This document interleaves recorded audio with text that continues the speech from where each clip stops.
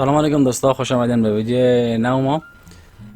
ویدیو امروزی بخیر کار میگیریم که چینا میدونیم که ویندوزی که خراب شده اونا رو ما شما ریپیر کنیم. یعنی بعض اوقات این مشکل خوشایت کلی که برخورده باشه ویندوز که اینستال میکنیم بعد از یک ماه دو ماه یا چیز کمتر زیادتر ویندوز ما خراب میشه. اگه صحیح کار نمیده کن کار میده، اگه به خاطر مجبور هستیم ما شما ریپیر کنیم. به خاطر ریپیرینگ سافتورها دوستا زیاد است نه، کونا با پیسه با پول است. اگه سافتور ما امروز براتون میگم اینا فری است، مفت میتونین شما استفاده کنین و خوبی دیگه چی است که سافتور ما پورتبل است، یعنی به ایمان که ضرورت شما ندارین که اینستال کنین. سافتور دانلود میکنین بعدا ایگزی رن میکنین و یوتیلیتی دونه پیش میبرین و خلاص.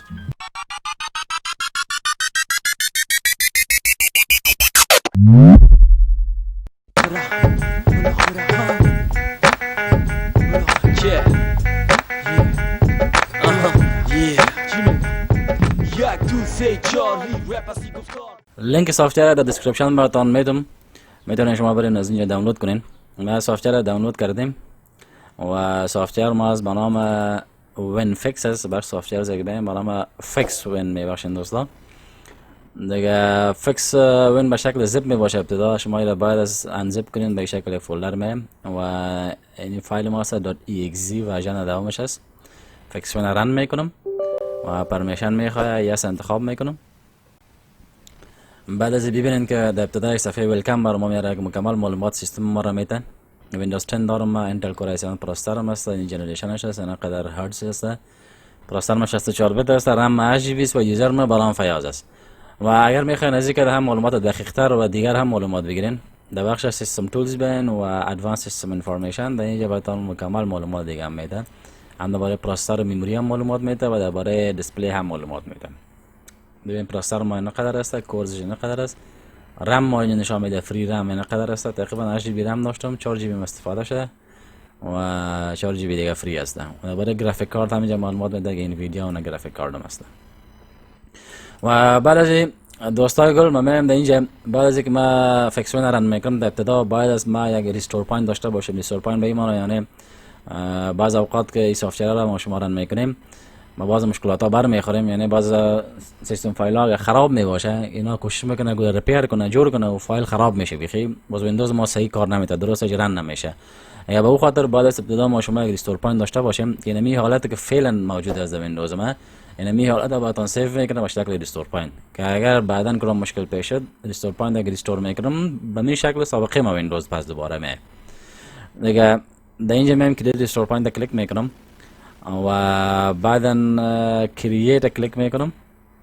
ریستور پوینت خودم میخوایم مثلا به نام today جور میکنم، today restore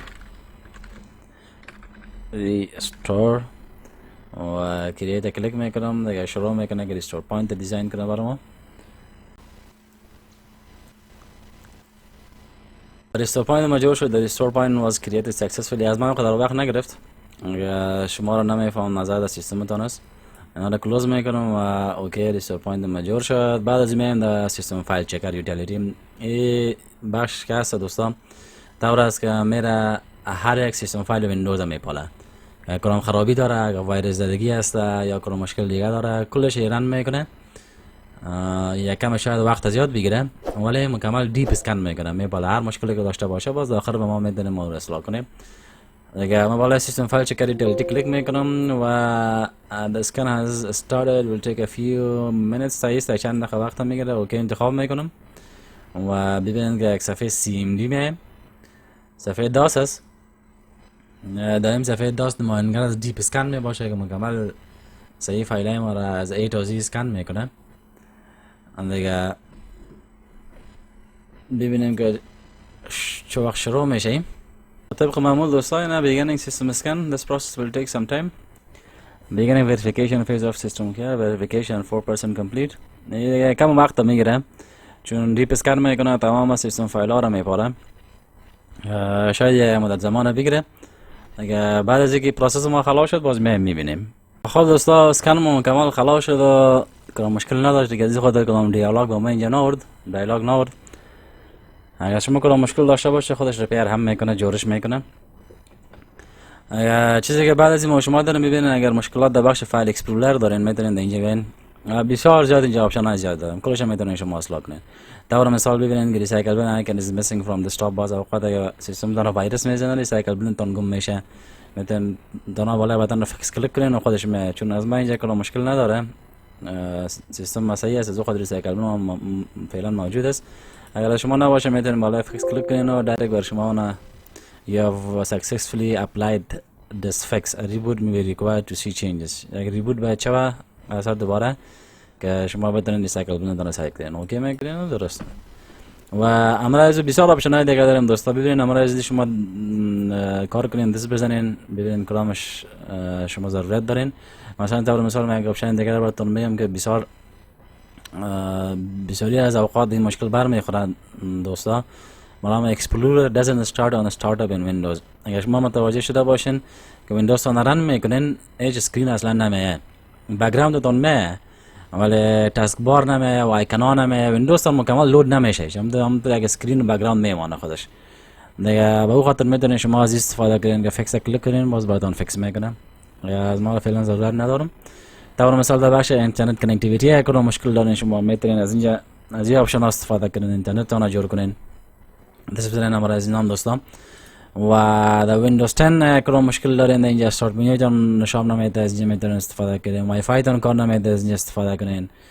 تمام چیزتون مثلا در سیستم تولز هم ببینین دوستان که کدام آپشن ها هستن و ترابل شوترز میتونین شما از اینجا مشکلات های مثلا پلینگ آدیو ترابل شوتر آدیو دیگه مشکل داره، اگر مثلا برق چارج کردن کامپیوتر یا لپتاپ که مشکل داری میتونی از استفاده کنی، یا از بخش پرینتر که مشکل داره از استفاده کنی، یا بخش اینترنت اکسپلورر که مشکل داری ای میتونی از اینجا استفاده کنی. و ادیشنال فیکسز هم در اینجا باز مثلا اینجا آپشن که اول داریم مثلا انیبل هایبرنیشن.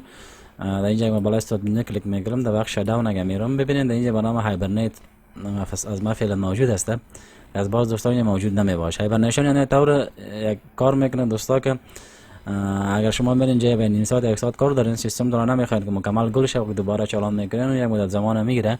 اگر از خاطر هایبرنیت میکنم کار میکنه که می حالت فعلی ویندوز میگیره بعد در رم ذخیره میکنه و کامپیوترتون برق مصرف هم نمیکنه کامپیوترتون، پس دوباره چالان میکنه نمی رقم دوباره می سافتورتون پس می همین حالت ویندوزتون که فعلا هسته یا سافتوری که شما کار میکنین فایلایی که واز بود کلش دمو حالت پس دوباره براتون می و برق هم مصرف نمیکنه. از هایبرنیشن میتونین استفاده کنین. یعنی ما فعلا اونجا موجود است، از خاطر اگه شما موجود نیست میتونین شما هایبرنیشن استفاده کنین. و ببینین دیگه آپشن هایش هم دوستان و کویک فیکسز اینجا هم داریم، باز فیکس های دیگه داریم اون اینجا شما میتونین از فیکس هم استفاده کنین. و اباوت خود باره خود سافتور هسته. امیدوار هستم که به درتون بخوره و بسیار سافتور مفید است دوستا. برین سافتور دانلود کنین. دوستا اگر ویدیو خوشتون آمد لطفاً ویدیو لایک کنین، چون با لایک شما ما هم تشویق میشیم که دیگه ویدیو جور کنم. کسایی که نو از دوستا برین دیگه چنل ما سابسکرایب کنین، منتظر شما هستم. دیگه وقت خوش براتون دوستا. خدا حافظ، ناصرتان.